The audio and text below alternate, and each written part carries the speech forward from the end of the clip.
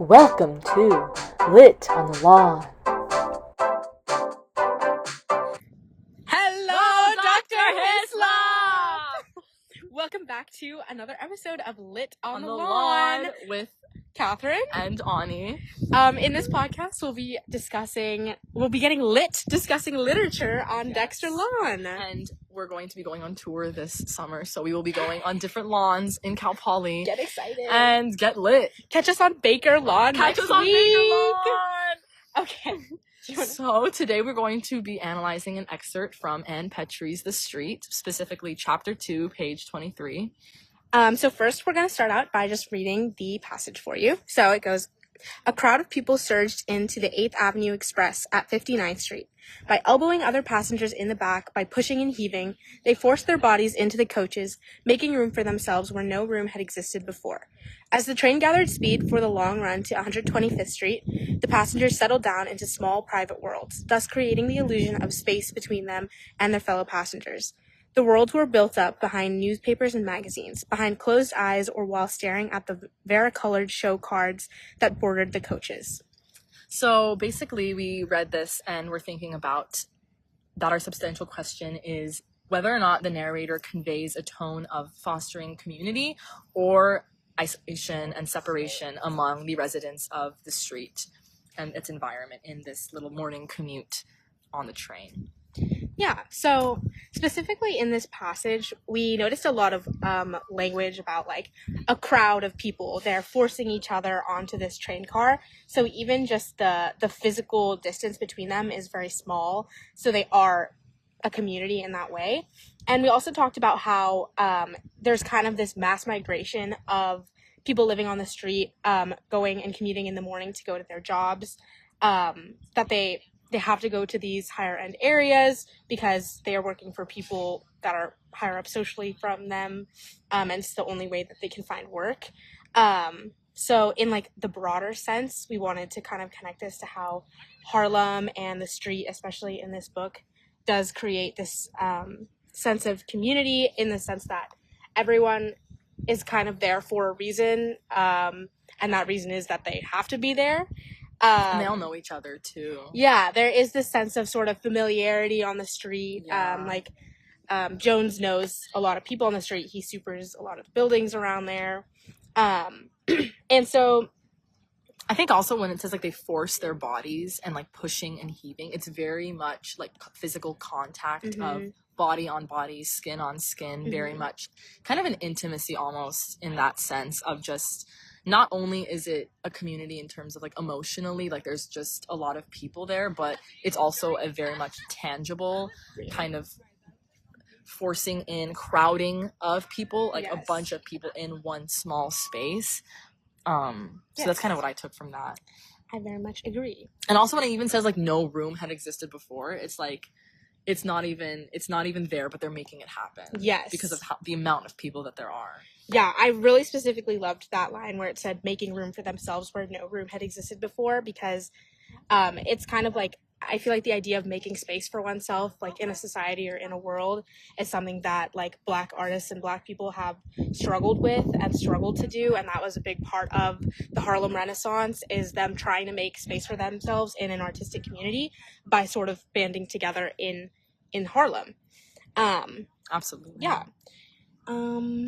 And then I guess we wanna in terms of the or on the isolation. Oh yeah, we can go to the next one. Okay.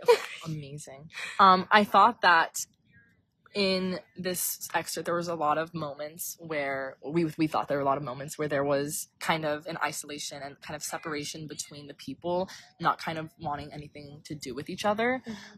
Especially when it says that, you know, it's very forceful, like in elbowing people, it cultivates this kind of tone of, well, I don't want you here.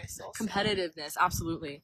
And eventually, and then it starts saying that it thus creates the illusion of space between them and their fellow passengers, that, you know, they're trying their hardest to not have anything to do with each other. They're trying their hardest to kind of space each other out and be in their own worlds, because it later on says the worlds were built up behind newspapers and magazines.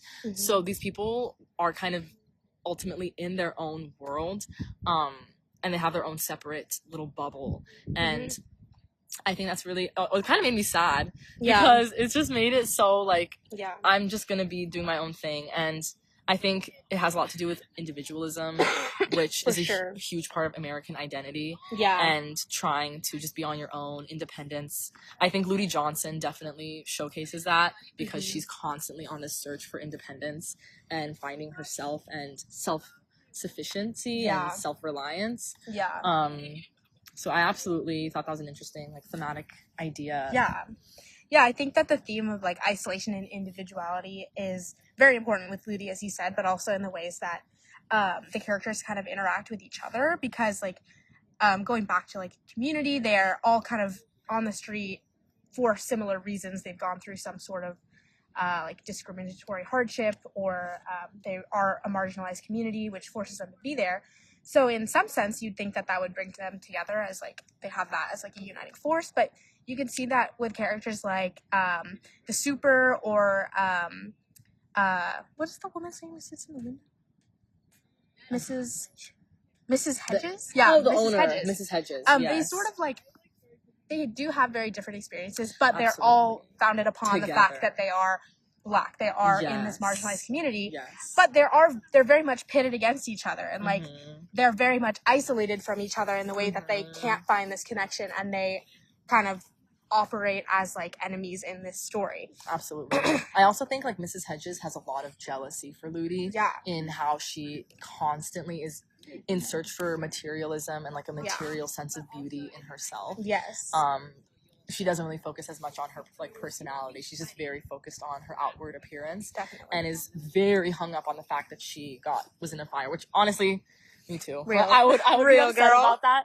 But I think that also is a very isolationist, because it's like making even wider a gap between the characters through this kind of built up resentment, this aggression towards one another, this competitiveness. Like, I want to be better than you almost. Because it's very sad, because it's like you have to be better than other people, otherwise you're not in order to survive. You're not going to get out of your situation if you don't fight for what you want and what you need to have a successful life. Okay, so I think both of what we talked about kind of relate directly to this passage, but I think that we can see themes of this sort of like conflicting ideas of community and isolation all throughout the street. And I think that this has like a broader reflection of what the street means and like the social implications both at this time and even in our time now, where like the street is used both as a tool of containment, of creating this forced community, but also as a whole, the community is isolated from the rest of society. It's isolated from that sort of higher up idea, American dream society. And there's like constant cycle too, because at the end it's like the snow comes and puts everyone in an amnesiac state, and just everyone slowly forgets.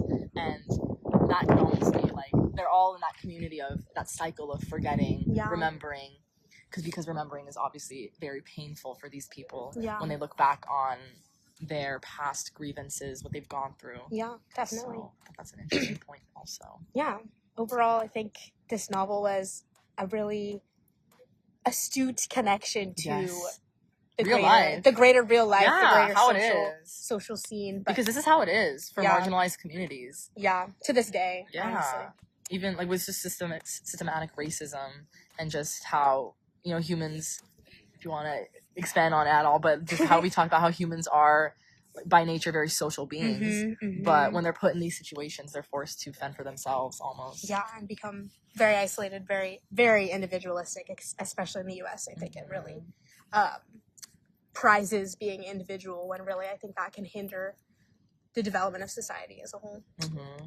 It's so interesting because like the founding like documents of America, and or just even like the first very like parts of American literature are all so about independence and individualism and being by yourself and finding yourself in nature and whatever. So I think that really is reflected here as well.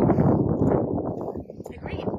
Well, I think that concludes this week's episode of Lit on the Lawn. But thank you. We thank you so much. Thank you, Ani. Oh, thank you, Catherine. Thank you for co-hosting this episode. Thank you for co-hosting this episode. Alrighty. We love you. Bye.